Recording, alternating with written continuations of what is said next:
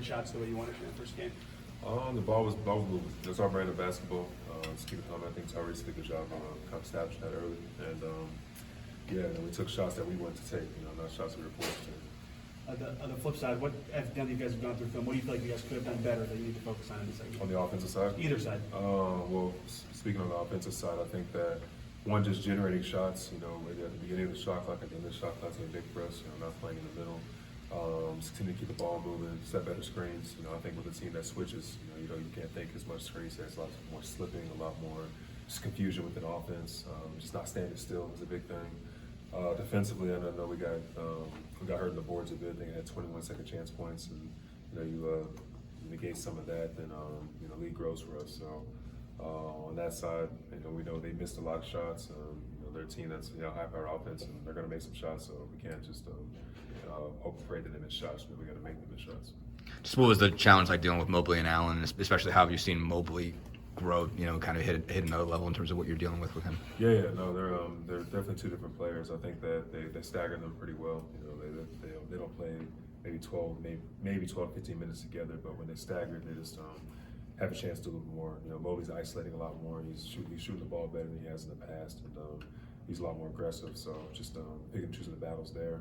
Jared Allen's going to do all the dirty work on the floor. He's going to play passing lanes. He's switching a lot more. He's obviously going to be on the boards, catching lobs and stuff. So both of them present their own challenges in their own way. It's just a matter of just slowing the front court down. Myles, how big is it? You've been a part of a bunch of playoff series, but to get a road victory anytime it comes up that much. Yeah, anytime you're in a playoff series, if you can still on the road, being the road team, it's huge. You bring a win back into Gainbridge Fieldhouse, and you take a chance from there. So you can't overlook game two either. We're still have high hopes, and we're prepared to go out there and just get another win. A lot of the tracking data says that was one of the fewest passes in the game the Cavs have thrown all season. What do you think you guys did well defensively to keep them out of the way they wanted to play? We forced them to isolate, quite a bit. I think that we did a decent job of when we did switch, switching it up as opposed to letting them shoot, shots I want to shoot. They didn't get too much transition. We forced some tough shots. I think that's really what it was at the end of the day. We forced them to kind of play uncharacteristic, but we can't, again, just hope and pray that they do that. They're going to make their adjustment in this game. We're going to have to come out and just, weather the storm, weather the environment, and do what we can do. In what way do you feel like their points in the paint number being so high was a result of the way that you just described that you guys were defending? Yeah, they got that quite a bit. And the offensive rebounds, second chance points, hurt a little bit there too. Building that number. But again, overall, I think we're going to see a different team tomorrow. I think Tyrese had three block shots. I think he had maybe three in the other game against Milwaukee. How important has it been to have contributions from him on that? And that's obviously by his own admission, not necessarily his strength, but you've seen him make a lot of plays as far as steals, blocks are concerned, roaming around a little bit and getting his hand on the ball. Just what value does that add on top of what you guys are already getting defensively? I've seen him lock in, bro, countless numbers of times. He has all the intangibles. He's long, defensively, he has the smarts. He plays passing lanes well. He's not a bad defensive player. When he applies himself, I think that he's someone that can really help us down there. And I was proud of his growth. Honestly, I've been proud of his growth, throughout the season. I think he's taken it upon himself to, actually work on that side of the ball because they were hunting him last night. They hunted him the last 3-4 minutes of the game, and he made a big stand. So. He needs to continue to keep growing in that area, and I think he's had tremendous growth in that area, so he's doing a good job. What value does that add when you've already got Aaron and Andrew that you can trust there, and certainly you do what you do around the rim? Basically, when you have another guy that they can't hunt, basically, when he step ups in that scenario, what does that add to a defense to kind of complete it?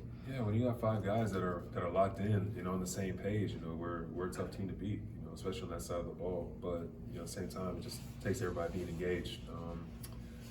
I think that we have the defensive identity and defensive makeup to, cause havoc down the stretch. But again, everybody has to buy in. And again, I think Tyrese has done a good job of doing that, down the later stretch of the season. You sort of touched on Tyrese's growth, but defensively, how is he different though compared to the last postseason run? Well, it's not his first playoff anymore. Yeah. I think that's huge. Experience is everything. I think at this time of the year, just knowing what to expect, knowing what situations you'll be in. I think it's helped that he's seen damn near every defensive coverage he can, throughout this season and most of the last postseason. I think his body's in better shape. I really think that he's not last year. I think he was a little injury riddled and injury ridden, whatever you call it. And had to, fight through some stuff, but I think he's in a good place now. And I think mentally, man, I think even there, he's locked in. He's just locked in. I've seen him. I think he's someone who thrives in controversy. You know what I mean? And I think he loves playing those like tough environments, where people are talking noise to him and just to get him going. And yeah, I think he's in a good space. I'm going to ask you about that poster. How cool is that to see the support that those kids did over there? Yeah, it was dope, man. It's Jenny Buchik, our coach. It was her daughter and her class and whatnot put it together, and just know that we had the support of everyone back home, and even little stuff like having a lot of the PSNE employees come out yesterday up in the section like 214, 114, whatever it was. I mean, just I think that not a lot of people are rooting for us, but the ones that are, like, it's very special. Very special to the moment, very special to the city, and just special to what we're trying to do. You mentioned experience. How much are you noticing that as a collective? I guess even Donovan was even saying that's an experienced team there now, and it was really one playoff run, but still you've been in a lot of scenarios now. How much can you just tell the difference with every step you take in this, that there is a sense that you guys have been there before, and what value do you see in that?